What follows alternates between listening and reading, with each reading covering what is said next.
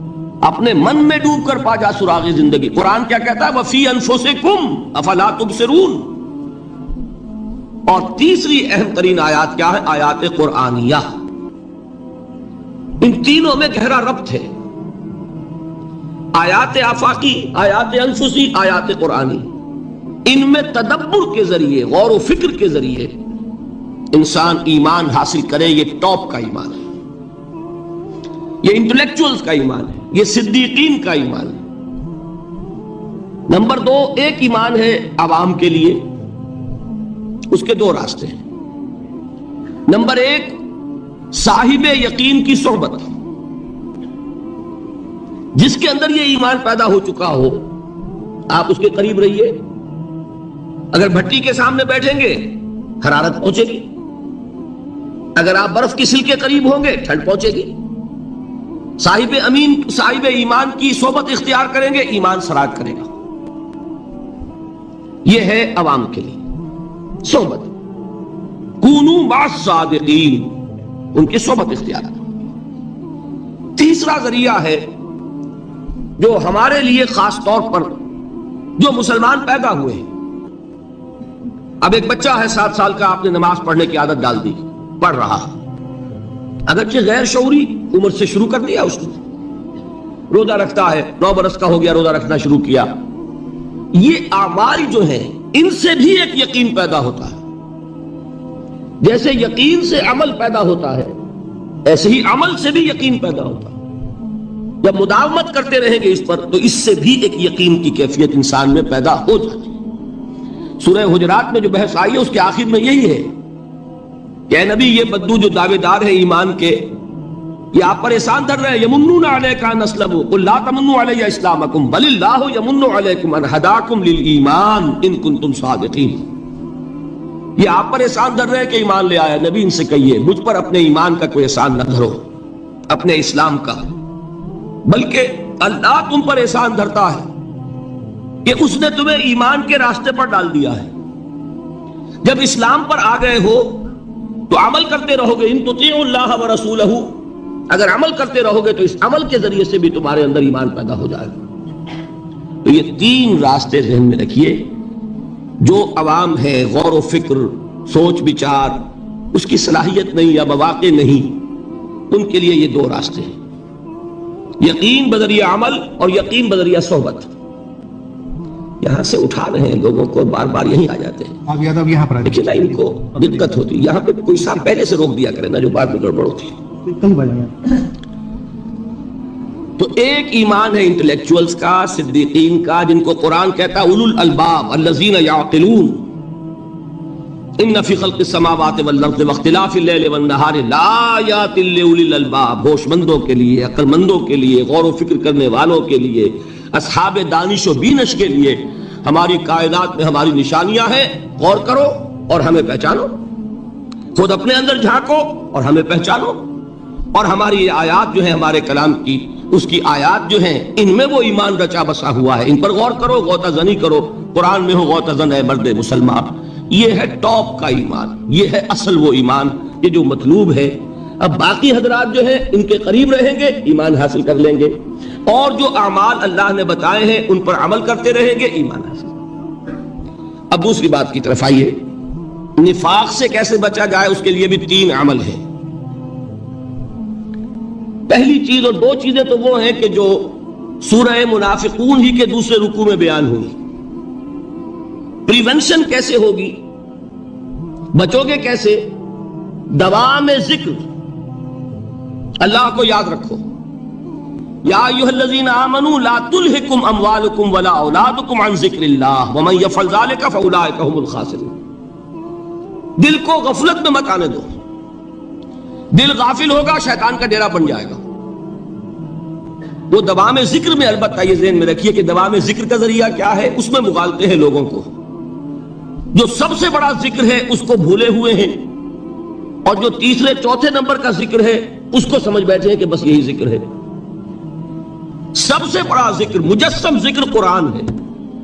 الذکر انا نحن نزلنا الذکر وانا له لحافظون.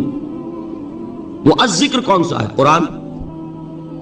اسی کو فرمایا، میں نے وہ آیت سنائی تھی کہ لوگ تنزیہ کہتے تھے، یا ایھا الذی نزل علیہ الذکر انک لمجنون، حضور سے مخاطب ہوا کہتے ہیں فلاں جس کے اوپر کے اس کے خیال کے مطابق ذکر نازل ہوا ہے، ہم تو تمہیں پاگل سمجھتے ہیں۔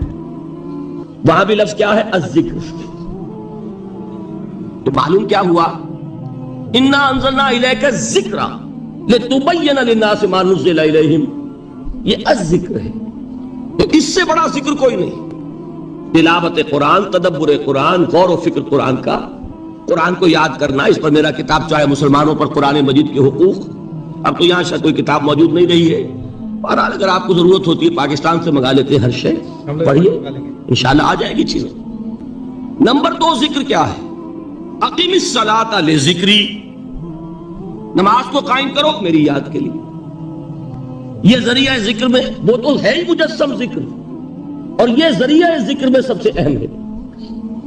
یہ عملی ذکر بھی ہو رہا ہے اور قولی بھی ہو رہا ہے۔ سورہ فاتحہ پڑھی آپ نے، قرآن شریف کی کچھ آیات پڑھی، پھر رکوع کیا۔ یہ رکوع جو ہے یہ آپ کا عملی ذکر ہے کہ آپ نے اپنے وجود سے اللہ کی عظمت کو تسلیم کیا، پھر آپ سجدے میں گرے، یہ آپ کا عملی ذکر ہے کہ اپنے وجود سے آپ نے اللہ کی عظمت کو اور تسلیم کیا۔ تیسری چیز ہے مسنون دعائیں اور مسنون اذکار جو حضور سے ثابت ہے۔ ہمارے ہاں کیا ہو گیا؟ مجھے فلاں بزرگ نے یہ چیز بتائی ہے، وہ تو پڑھتے چلے جا رہے ہیں، نہ قرآن سے دلچسپی، نہ اذکار مسنونہ سے دلچسپی۔ ادعیہ معصورہ، آپ غور کریں گے کہ زندگی کے ہر عمل کے لیے حضور کی دعا موجود ہے۔ صبح اٹھے دعا ہے، آنکھ کھلتے بیت الخلاء میں داخل ہونے لگے دعا ہے، نکلے دعا ہے، وضو کرنے بیٹھے دعا ہے، فارغ ہوئے دعا ہے، مسجد کے لیے گھر سے نکلے دعا ہے، مسجد میں داخل ہوئے دعا ہے، مسجد میں تو ہے ہی ذکر، نماز ہے، تلاوت ہے، باہر نکلے دعا ہے، گھر میں داخل ہونے لگے پھر دعا ہے، سواری پر سوار ہو رہے ہیں دعا ہے، اتر رہے ہیں دعا ہے، شیشہ دیکھ رہے ہیں دعا ہے، کپڑے پہن رہے ہیں دعا۔ زندگی کا کوئی عمل نہیں یہاں تک کہ جو تعلق زن و شو ہے، جس کو کہ خالص حیوانی بات سمجھا جائے گا، اس کے لیے بھی دعا ہے۔ غفلت میں وہ کام بھی نہیں کرتا، سمجھ رہے ہیں آپ؟ اب آپ غور کیجئے، اس میں کوئی اضافی وقت نہیں لگا، کوئی اضافی پوسچر اختیار نہیں کیا آپ نے، یوں بیٹھو، اس طرح بیٹھو، یوں کرو، کوئی آپ کا وقت اضافی نہیں لگا، جو کام کر رہے ہیں اور آپ اللہ کو یاد کر رہے ہیں، اور وہ اللہ کی یاد اس کام کی مناسبت سے ہے۔ ان ادعیہ معصورہ سے 2 تعلق جڑ گئے انسان کے۔ دعا کس سے کر رہے ہیں؟ اللہ سے، جڑا کہ نہیں؟ اور یہ الفاظ کس کے ہیں؟ محمد رسول اللہ کے۔ تو آپ کے 2 تعلق جڑ گئے۔ آپ اپنی جی سے گھڑ کر دعا مانگیں گے تو پہلا تعلق ہو جائے گا، دوسرا نہیں ہوگا۔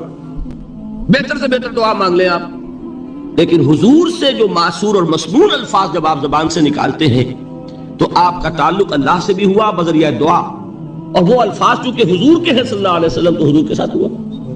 یہ تیسرا درجہ ہے۔ چوتھے درجے میں مانتا ہوں کہ ایک ہوتی ہے خاص کسی شخص کے امراض کی تشخیص کرنے کے بعد تجویز۔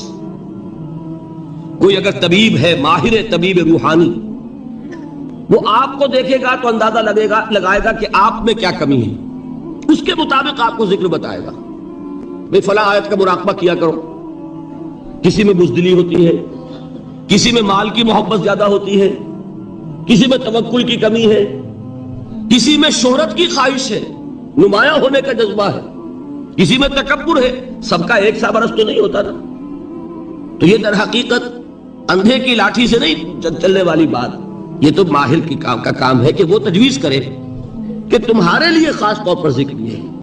در حقیقت ہمارے جو یہ سلسلے تھے سلوک کے، یہ بڑے ماہر ہوتے تھے، یہ لوگ بڑے ماہر اطباء تھے۔ یہ جو علم نفسیات ہے اس کے ہمارے صوفیاء سے بڑھ کر کبھی کوئی عالم گزرا ہی نہیں دنیا میں۔ فرائیڈ کیا ہے اور ایڈلر کیا ہے اور یونگ کیا ہے، بچے ہیں۔ ہمارے صوفیاء اکرام نے جس طرح انسان کی نفسیات کو سمجھا اور وہ ان کی مناسبت سے تجویز کرتے تھے، لیکن اس کو رکھا جائے گا چوتھے نمبر پر۔ جیسے مولانا احمد علی صاحب فرمایا کرتے تھے، بھائی اس آیت کا مراقبہ کیا کرو۔ مراقبہ کیا مانی؟ ابھی ان الفاظ کو بھی ہم نے خام خواہ کچھ خاص ایک شکل دے دی۔ مراقبہ کیا؟ توجہ کرنا، دھیان کرنا، خاص اس آیت کے اوپر، اس کے معانی پر اپنے ذہن کو جمانا، وہ کیوں ہے؟ تاکہ آپ کے اندر جو کمی ہے اس کی تلافی اس سے ہو۔ لیکن یہ کہاں آئے گا؟ چوتھے نمبر، سمجھ گئے؟ تو نفاق سے بچنے کا ذریعہ، پریونشن کیا ہے نفاق سے؟ دوام ذکر۔ نہ تمہیں تمہاری اولاد، نہ تمہارے اموال، نہ تمہاری تجارت، نہ کاروبار اللہ کے ذکر سے غافل نہ کر سکے۔ پنجابی میں کہتے ہیں کہ ہتھ کارول اور دل یار ول۔ کام کر رہے ہیں آپ، لیکن یہ کہ دل اللہ کے ساتھ لگا ہوا ہے، زبان تر ہے اللہ کی یاد سے۔ جو قرآن یاد ہے، گاڑی میں آپ بیٹھے جا رہے ہیں، 2 گھنٹے آپ کو کار میں لگانے ہیں، قرآن شریف پڑھتے جائیے، اس سے بڑا ذکر ہی کوئی نہیں۔ یہ ہے پریونشن۔ اب اگر مرض ہو جائے تو کیا؟ اس کے لیے 2 چیزیں ضروری ہیں۔ ایک دیکھیے، عجیب ہے یہ، نفاق کا علاج انفاق سے، صرف ایک الف لگا نا، انفاق کے معنی اور ہے۔ یہ بنا ہے کس سے؟ نفقت الدراہم، پیسے ختم ہو گئے، مک گئے، یا نفق الفرس، گھوڑا مر گیا۔ تو مال کو کھپانا، لگانا اللہ کی راہ میں، اگر دل میں نفاق کی کوئی آلائش آئی ہے تو اس کا ازالہ ہوگا انفاق فی سبیل اللہ سے۔ مال اللہ کی راہ میں دیجئے، صدقہ کیجئے، خیرات کیجئے، دیجئے، اللہ کے دین میں لگائیے۔ جتنا لگائیں گے نفاق دھل جائے، اس لیے کہ اصل سبب نفاق کا ہے ہی حب دنیا، دنیا کی محبت، لہذا اس کا ازالہ ہوگا۔ جو سب سے محبوب شے ہے مال، انہ لحب الخیر لشدید، مال محبوب ترین ہے کہ نہیں؟ لہذا اس کو اللہ کی راہ میں لگائیں گے تو وہ نفاق دھل جائے گا۔ اور ایک اور چیز ہے جو بہت اہم ہے، بہت ہی شعوری طور پر اس کا اہتمام کیجئے۔ جس وقت دین کے کسی فرض کی انسان کو سمجھ آ جائے، اس کا شعور پیدا ہو جائے، پھر ڈیلے نہ ہو۔ ذرا سا ڈیلے جو ہے اس پر عمل کرنے میں، یہ در حقیقت نفاق کو جڑ پکڑنے کا موقع دینا ہے۔ امیڈیٹ ایکشن، ایک بات سمجھ میں آ گئی، فوراً عمل کرو۔ اس میں شیطان کیا کرتا ہے؟ ذرا ٹھہر جاؤ، ابھی دیکھو یہ فرض ہے، یہ ذمہ داریاں ہیں، یہ کرنا ہے، اور پھر لگا دینا اپنے آپ کو۔ بہت سے لوگ کہتے ہیں بس یہ ریٹائرمنٹ کے بعد تو سارا میں دین کے لیے وقت کر دوں گا۔ اول تو خدا کے بندے، تمہارے اندر رہ کیا جائے گا ریٹائرمنٹ کے بعد؟ سارا تو کھپ چکو گے، رہ کیا جائے گا؟ دوسرے یہ کہ یہ بھی جان لیجئے کہ کار دنیا کسے تمام نہ کر، ریٹائرمنٹ کے بعد کون فارغ ہو جاتا ہے؟ بیٹوں بیٹیوں سے فارغ ہوئے تو پوتے پوتیاں موجود ہیں، نواسے نواسیاں موجود ہیں، کبھی بھی وہ بوجھ ختم نہیں ہوتا زندگی کا۔ وہ تو یہ کہ آج بات سمجھ میں آئی ہے تو آج عمل ہونا چاہیے۔ قرآن مجید میں سورہ انعام میں بڑی شدید وعید آئی ہے، الفاظ ہیں یہ، وَنُقَلِّبُ أَفْئِدَتَهُمْ وَأَبْصَارَهُمْ كَمَا لَمْ يُؤْمِنُوا بِهِ أَوَّلَ مَرَّةٍ۔